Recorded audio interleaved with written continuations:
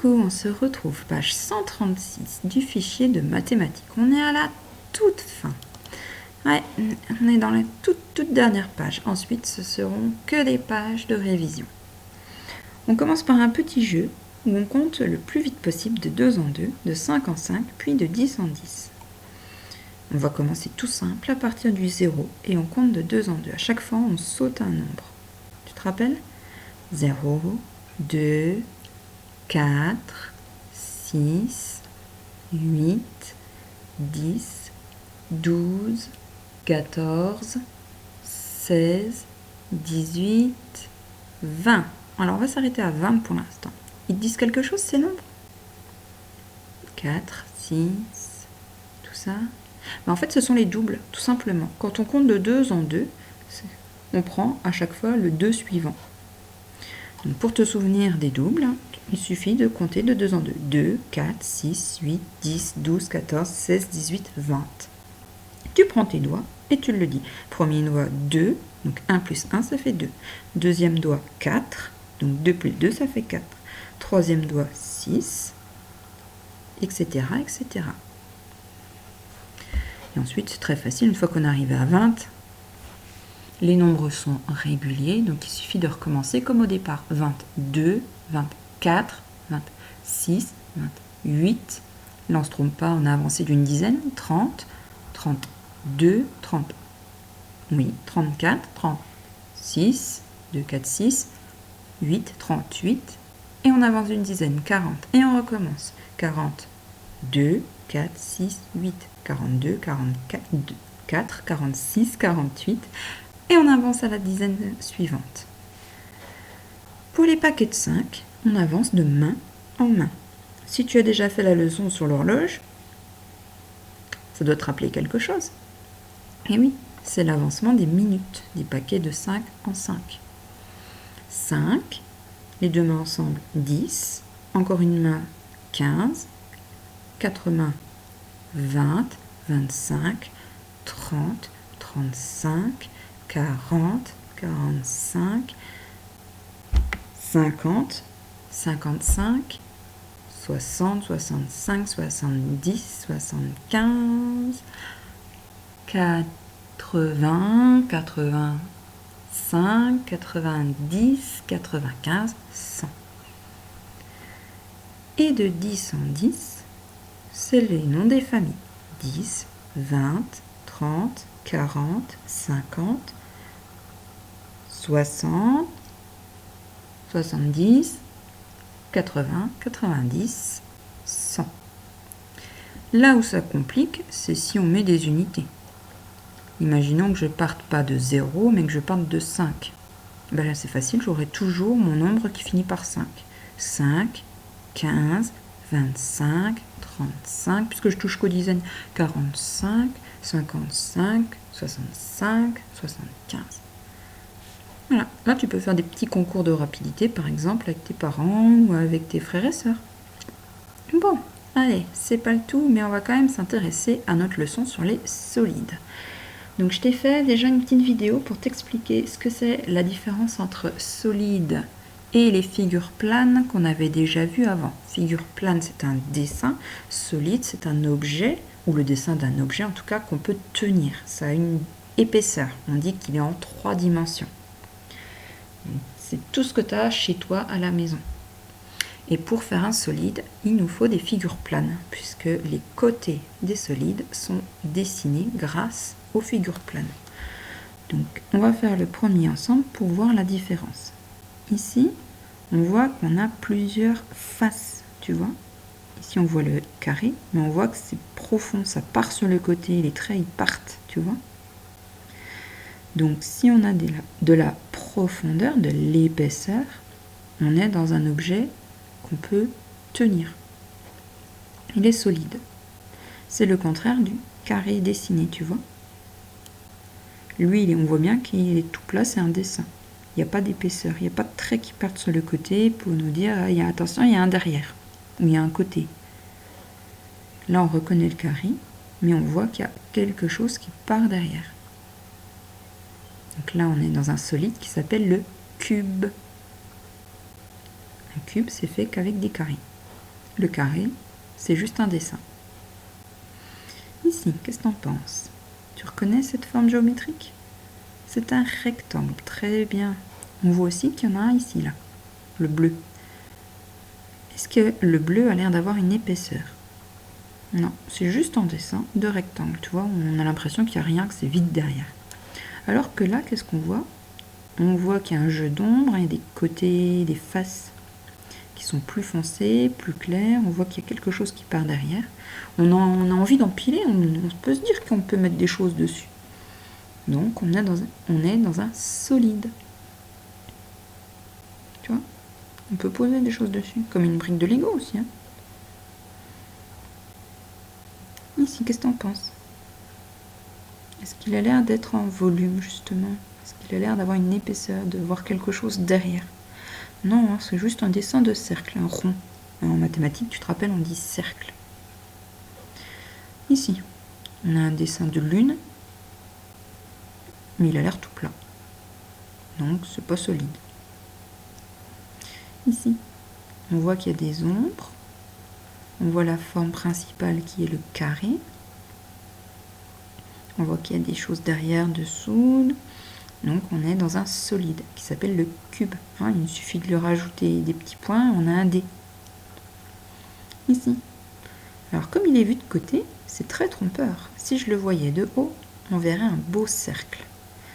Un cercle qui se continue au-dessous, tu vois. Il est grand, c'est un cylindre. On a envie de le prendre dans la main, on l'imagine bien dans notre main. Donc c'est un solide. Celui-là on l'a vu, ce n'est pas un solide, c'est un dessin. Une figure plane, à plat. Et là, qu'est-ce que t'en penses? Je te laisse chercher tout seul pour le dernier. Ça va? C'est clair? C'est un dessin tout plat.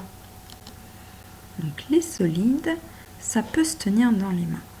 C'est comme tout, comme on avait vu déjà pour les figures planes, dans la vraie vie, on ne va pas les retrouver telles quelles, sauf dans quelques petits jeux en bois hein, pour les enfants qu'on a souvent et que je t'ai montré dans la vidéo. Dans la vraie vie, on va utiliser ces formes pour créer de vrais objets. Donc dans ce travail numéro 2, on va essayer de remettre ensemble les formes de la même famille, donc les solides hein, qui ont permis de créer des objets. Là, on a une boîte de petits pois carottes, on a une pyramide, on a le fameux cube en bois.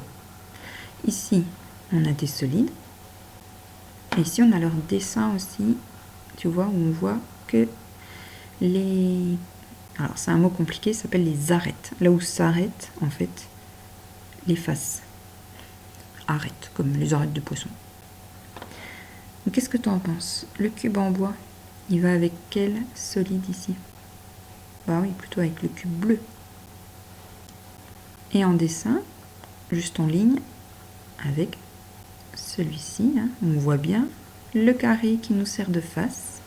1, 2, 3 faces. 1, 2, 3 cachés. 6 faces. La boîte de petits pois carottes. Elle est un petit peu arrondie, donc ça complique, mais on reconnaît quand même bien la forme.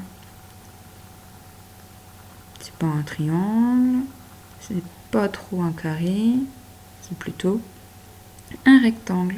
Lui, il a un rectangle qui lui sert de côté. Il s'appelle le pavé. Pavé. On le regarde en forme dessinée. Tu vois? Ça, c'est le rectangle de côté. Et comme il y a une profondeur, ça, c'est aussi des rectangles, mais ils sont déformés. Si on les faisait tourner pour les mettre pile devant nous, on verrait aussi les rectangles. Dans la vidéo de leçon, c'est ce que je te montre. Et il nous reste la belle pyramide hein, égyptienne. On reconnaît les triangles qui lui permettent de faire ses faces. Tu vois? Là, on n'en voit que 2, mais il y en a encore 2 cachés de l'autre côté. Elle est là. Parfait, super. On peut continuer? Ici, on arrive sur 2 exercices de coloriage. Si tu n'as pas les bonnes couleurs, c'est pas grave. Hein? Là, il te propose de colorier les cubes en bleu et les pavés en orange. Si tu n'as pas ces couleurs-là, t'en choisis 2 autres. Ou même la même, c'est pas grave. L'important, c'est de comprendre les mots. Ici, on cherche un cube. Cube, c'est ce qui permet de fabriquer le dé. Le cube, comme le cube de glace, c'est que des carrés. Donc il faut que tu regardes bien les faces si elles ont l'air d'être toutes des carrés. Qu'est-ce que tu en penses? Là, il y a un carré, les autres, on arrive à deviner que c'est pas très profond. Donc il y a des chances que celui-ci soit un cube. Alors c'est très compliqué en dessin, il y a toujours une imprécision sur la profondeur. Ici, est-ce que cette face-là a l'air d'être un carré? Non, on voit bien que cette face-là c'est un rectangle, donc de sûr, c'est pas un cube. Pareil, tu te poses bien la même question pour chaque forme. Dans l'exercice 4, cette fois-ci, on colorie les pavés. Pavés, c'est le nom des formes solides qui sont formées à partir des rectangles. C'est un mot plus compliqué en vrai, tu n'as pas besoin de savoir le vrai mot pour l'instant. Pavé, c'est très bien pour l'école primaire. Alors, est-ce que tu arrives à voir des formes qui utilisent le rectangle? Ouais. Par exemple, ici, on a un beau rectangle, on est sûr d'être sur un pavé. Ouais, ça commence à venir? Et bien, on se retrouve à la page juste après. On se retrouve page 137. Cette fois-ci, on a un intrus dans chaque ligne. À toi de reconnaître le solide qui ne va pas dans cette famille. Alors, il y a des sacrés pièges. Ici, c'est sûrement le plus compliqué. Non, je plaisante. Ils sont tous compliqués. C'est le plus facile, du coup. Allez, regarde bien. Il y en a un qui, tout de suite, choque. Bah oui, c'est lui. On n'a pas besoin d'une boule en plein milieu de ceux qui ont des bords. Tu vois? Eux, ils ont des côtés. Lui, il n'a pas de côté. C'est tout rond. Donc là, on a la famille de tous ceux qui ont plein de faces. Donc, il n'a rien à faire là. Deuxième ligne. Ils ont tous des faces. Donc, on va regarder un peu plus précisément les formes. Ici, il utilise des rectangles. C'est un pavé. Ici, il utilise un rectangle. Partout aussi, c'est un pavé aussi. Ici, je reconnais un carré. Ça n'a pas l'air d'être très profond. C'est un cube. Ici, rectangle. Encore des rectangles. Même si le côté là a l'air d'être un carré. Comme il y a au moins un rectangle, donc l'autre face de l'autre côté sera aussi un rectangle, et obligatoirement les autres faces aussi seront des rectangles. Ouais, c'est un peu bizarre, mais c'est comme ça. Ben, du coup, c'est un pavé. Qu'est-ce que tu en penses là? Rectangle, donc pavé. Rectangle, donc pavé. L'intrus, c'est le cube. Ben oui. Et ici, il y en a un qui ne va pas. Est-ce que tu l'as vu? Allez, je te donne un petit indice si tu ne l'as pas vu. Il y a une figure plane cachée dans les solides. Une figure qui n'a pas d'épaisseur. Là, on voit bien qu'il y a le carré de base, et puis il y a quelque chose derrière. Il y a de l'épaisseur. Carré, épaisseur, épaisseur. Donc là, on a deux cubes. Carré, épaisseur, épaisseur. Encore un cube. Même s'il est tout tordu, c'est un carré avec de l'épaisseur. Un carré, mais on ne voit pas du tout son épaisseur. Du coup, figure plane. Carré, mais on voit les autres côtés, les autres faces. Carré, mais on voit les autres faces aussi. Les deux là ont donc de l'épaisseur, ce sont aussi des solides. L'intrus, le voilà. Ça va? Tu l'avais trouvé? Ouais? On peut continuer? Alors, dans l'exercice 6 maintenant, Balix, lui, il aimerait construire un cube. Et il aimerait savoir quelle pièce il lui faut pour construire son cube. Est-ce qu'il a besoin de celle-ci, celle-ci, celle-ci? Comment savoir? Déjà, il faudrait savoir combien il y a de faces. Ça, on le sait. On peut les compter. Combien il y a de faces dans un cube? Petite idée? Ouais, Il y en a 6. C'est facile, le dé, il a 6 faces. Celle avec le numéro 1, celle avec le 2, celle avec le 3, celle avec le 4, celle derrière avec le 5 et celle au-dessous avec le 6. Donc il lui faut 6 pièces, ça c'est sûr. Quelles formes géométriques font chacune de ces faces? Le cube n'est composé que de carrés. Donc, normalement, pour le construire, il faudrait 6 carrés. Eh oui. Alors, est-ce que tu arriverais à trouver 6 carrés? Attention, ne te laisse pas piéger, hein. Il y en a, il y a des petits pièges. Vous voyez bien que là, c'est trop pointu. Puis je vais te montrer comment on peut construire des cubes. Prêt? Voilà. Un carré pour ce côté, un carré pour ce côté-ci, un autre, plus encore un autre, et un autre de derrière qu'ils n'ont pas fait se relever dans cette image. Tu vois? 1, 2, 3, 4, 5, 6 carrés pour recouvrir toutes les faces du cube. Et oui, n'oublie pas de compter celui tout au-dessous. Hein. T'as vu? C'est rigolo. Boum, hop. Ils n'ont juste pas fait monter celui-ci, ils avaient peut-être peur qu'on ne le voit pas bien. Et ça, c'est assez rigolo. C'est tous les chemins que peut prendre un cube, tu vois. Et à chaque fois, il dépose un de ces carrés. Donc à chaque fois, on a les 6 carrés. Imagine, tu as ton cube qui est là. Pouf, il pose sa deuxième face. Il monte, il pose sa troisième face. Il revient. Cette face est déjà posée. Hop, hop, et il tourne une dernière fois. Si on fait ce pliage, on arrive à un cube. Pareil sur celui-ci. Pareil sur celui-là. Ouais, tu vois, si tu poses ton cube ici, touc, touc, touc, touc, touc, touc. Donc tu peux t'amuser, hein, tu vois, tu fabriques 6 carrés et tu essaies de trouver toutes les positions pour pouvoir fabriquer ton cube à la fin. Ce qu'il faut, c'est que tes carrés soient tous pareils. Tu peux utiliser par exemple une feuille avec des petits carreaux déjà. Ou tu coupes un premier carré, puis après tu l'utilises comme modèle. Tu vois, il y en a pas mal. Hein. Peut-être que tu peux trouver encore d'autres idées. Sinon, c'est facile, tu poses un cube et hop, tu fais son chemin. À chaque fois qu'il pose une nouvelle face, tu fais un dessin de carré. Bon, on en revient quand même à notre exercice. Tu les as trouvés?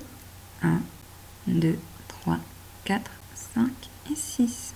6 carrés pour fabriquer un cube. Et nous voilà à la toute fin. On dit donc c'est déjà le tout dernier exercice de notre fichier. Waouh, ça sera passé trop vite. Bon, bah ça c'est une frise, hein, tu connais. Fais bien attention. Ici on descend de 2 carrés à la fois pour faire la pointe. Ici on monte de 2 carrés à la fois, tu vois, de 2 croisements pour faire la pointe. 2 carrés en bas et celui du milieu on compte 2. Et du coup on a un beau triangle. Figure plane ou solide? Figure plane évidemment. Hein, on voit bien qu'il n'y a pas de quoi le tenir dans une main, il n'y a pas d'épaisseur. Et là, ils t'ont préparé un dernier jeu. Pas si facile. On va voir. Donc là, on a la balance, tu te rappelles, pour peser les masses. Ici, on a 2 boules violettes. 2 boules violettes, ça pèse aussi lourd, tu vois, la balance, elle a l'équilibre, que 6 petites boules bleues. Ok? 2 grosses boules violettes, c'est pareil que 6 petites boules bleues.